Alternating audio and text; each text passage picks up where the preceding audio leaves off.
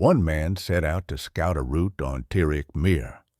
Then his companions disappeared from the expedition, leaving him alone to face the fractured glaciers and hidden summits of the Hindu Kush. Hey, glad you're here. Welcome to the Himalayan Journals. Here on this channel, we bring to you real stories from century old field notes. We try to keep it simple and calm here.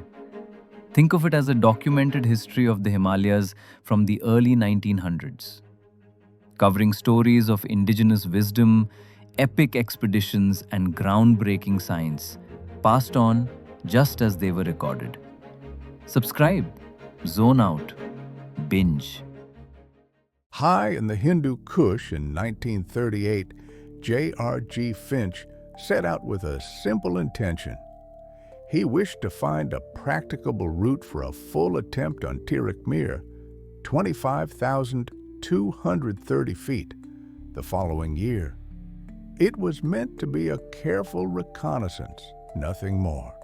Yet from the moment his companions failed him, the journey took on a quieter, lonelier shape. One man left to join the Germans on Nanga Parbat. The other, Greenwood, was held back for possible operations in Waziristan. Finch did not learn this second piece of news until he was already on Tirich Mir. By 9th June, he was in camp on the Owir Glacier Plateau, a place of silence above the final icefall at 15,500 feet.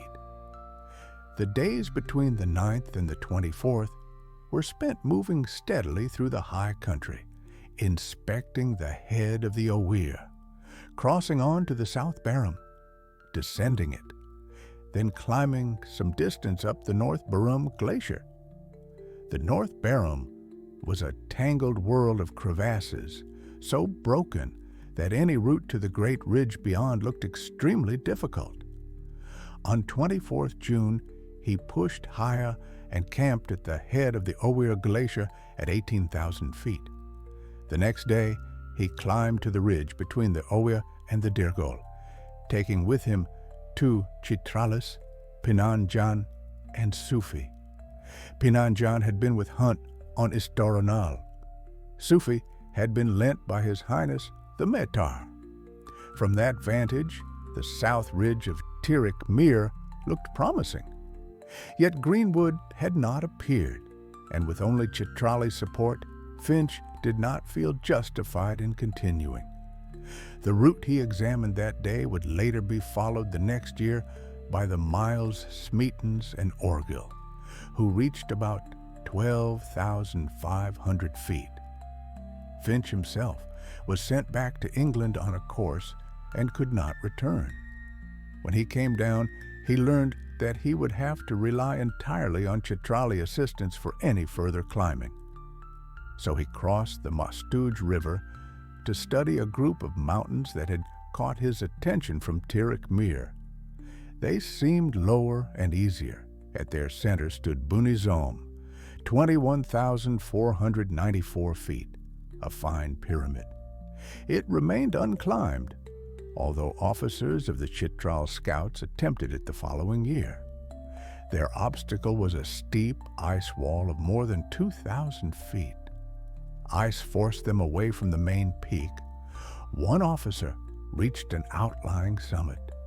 Another, Edelman, turned back feeling ill, fell 600 feet to the glacier, survived the fall, and later died fighting at Keren in Eritrea. Finch made his first reconnaissance of Buni Zom from the west, following the valley from Reshun. That line would not do. He would have to cross the Fargam An and try from the east. But toothache, which had troubled him for days, drove him back to Chitral for treatment. He left his coolies with the gear at the foot of the Fargam, in his haste to return before they vanished with everything. He did not allow enough time for the doctor's drugs and his own alcohol to leave his system. When he tried to cross the Fargam, he found himself in very poor condition. On 13 July, he camped at the head of the Korabahut Glacier at roughly 18,500 feet, and the next day made a weak attempt on the ice wall. He did not feel strong enough to continue, so he turned instead to photography and managed to secure the panorama, later reproduced. He noted several important features in that view and sketched a map and key for the region. It was a land of great peaks. Tirich Mir, more than 25,000 feet, was climbed later in 1950 by the Norwegians. 3 peaks rose above 24,000 feet. Only one, Istoro Nal, had been attempted. 6 more peaks surpassed 23,000 feet, and none had been examined except by the Survey of India. Finch believed the area deserved the full attention of climbers when political conditions allowed. During June and July, he experienced only 2 storms and felt the weather was unusually settled for mountains of such height. He tried to identify Saragrar, but could not be certain of its position. He also noted a peak south of Tirich Mir, above the head of the Owir Glacier and well inside Afghanistan, that did not match any mapped height. From comparisons, he believed it to be something above 22,000 feet. The region held more than high snow. There were fine rock peaks, including Pushkari at 19,000 feet, standing above the old garrison ski hut and summer camp. Before returning to duty, he began a reconnaissance of it with another officer, but the attempt ended abruptly when Pinan Jan and another coolie fell down a slope of old snow and suffered severe cuts. That ended the season and closed Finch's work in the Hindu Kush for that year.